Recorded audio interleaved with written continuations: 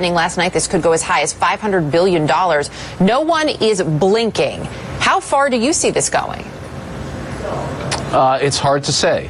The promise has always been that higher tariffs by the U.S. will bring them to the table and cause them to change their behavior in ways that the White House would find acceptable, and then tariffs would go down on both sides, and the end result would be no tariffs and a China that's complying with its international obligations. That's the strategy. There's a good news and a bad news part of that. The good news is China behaves. The bad news is we have the tariffs. So far, we only have the bad news. We've got the higher prices in the U.S., the diminished export sales, the retaliation, not just from China, but from other allies around the globe. So this is a very high-risk strategy. There are some concerns that if this does continue in terms of that high risk, that it could lead to even recession. We're hearing that from Bank of America Merrill Lynch economist Michelle Meyer, who pointed that out specifically. Is that a realistic concern at this point? I don't think it's a realistic concern for July of 2018, but if you roll the clock forward and the president is true to his word and imposes tariffs on $500 billion worth of Chinese exports, then that's a real possibility. The retaliation would be enormous. The impact on global trade would be quite devastating. So, you heard the report by Christine where the White House says, look, this is a good time to do this because the economy is quite strong. What that's acknowledging is this is a bad idea. It's going to hurt economic growth. We can just take it at the moment, but we can't take it forever. Well, and you can't. I mean, we know this is a president who's not going to back down. Yeah, I think there has to be a strategy that says, look, we want this from China, and lay out the specifics and changes and observable changes in Chinese behavior that would allow the tariffs to come down. So far, that's been missing from this entire strategy. So you can't tell the difference between tariffs for the sake of tariffs and tariffs that are making progress towards some end. And we really do need to make some progress toward an end. Need a more clear definition of what success looks like. I do want to get your take on this, too. There are the minutes from the most recent meeting with the Federal Reserve showing that Fed officials are increasingly worried about some of this administration's trade policies and their impact on the economy. Are those fears at this point, you believe, well-founded? Absolutely. I was in the George W. Bush White House when he imposed steel tariffs. They were a bad idea. The steel and aluminum tariffs that the president's imposed are a bad idea. They will harm consumers of steel products more than they'll help the producers. They've already had retaliation by the EU, India, Mexico, Canada. Those are just bad news from the point of view of the economy. And now we've got this tariff battle with China going on. He's threatened tariffs on autos from Europe and invited retaliation there.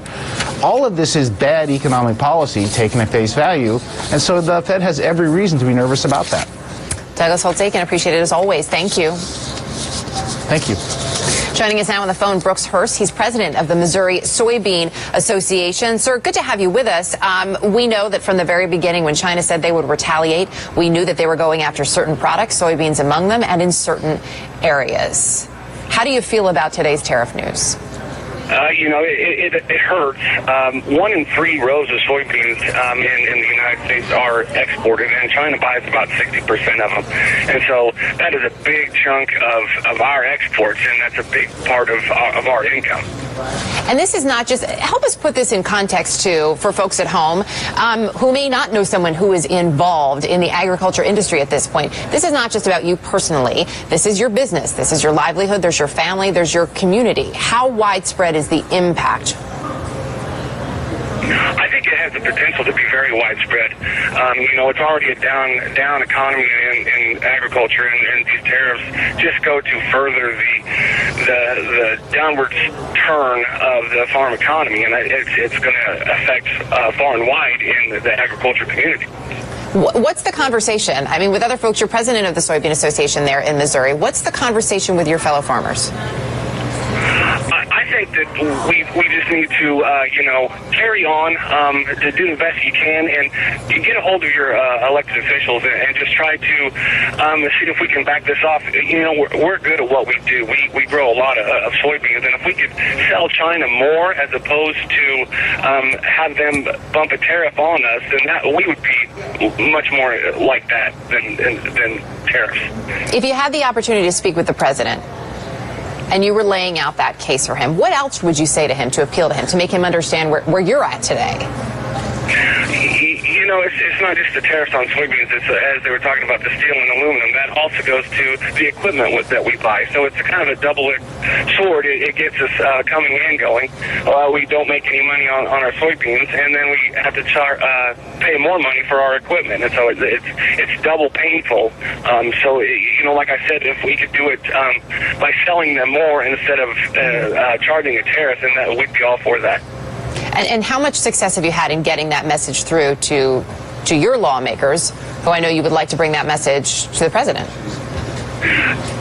I think that the Missouri delegation, both in Jefferson City and Washington, D.C., is very in tune to agriculture as a whole, and I think that they are aware of our situation. It's just bumping it up the line, I think.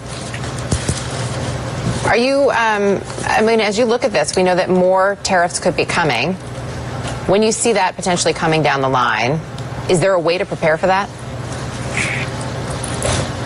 As a farmer, we have to deal with not only the weather and the price in Chicago.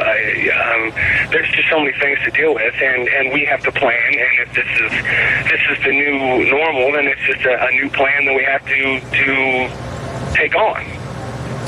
Really quickly before I let you go, China has said specifically they were targeting states where the president did very well in the last election. In talking with your fellow farmers, is this something that would influence their political decisions?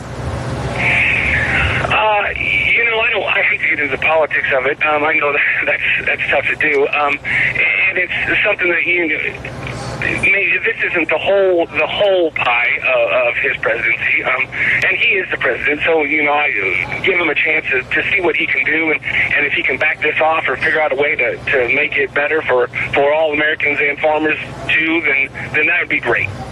Brooks Hurst, really appreciate you taking the time for us. Thank you. Thank you. We are following breaking news at this hour out of Thailand. We're learning that any rescue attempt to free those boys trapped inside a cave with their soccer coach unlikely to happen over the next 24 hours. We'll take you live to the scene to tell you why. Danish design is practical.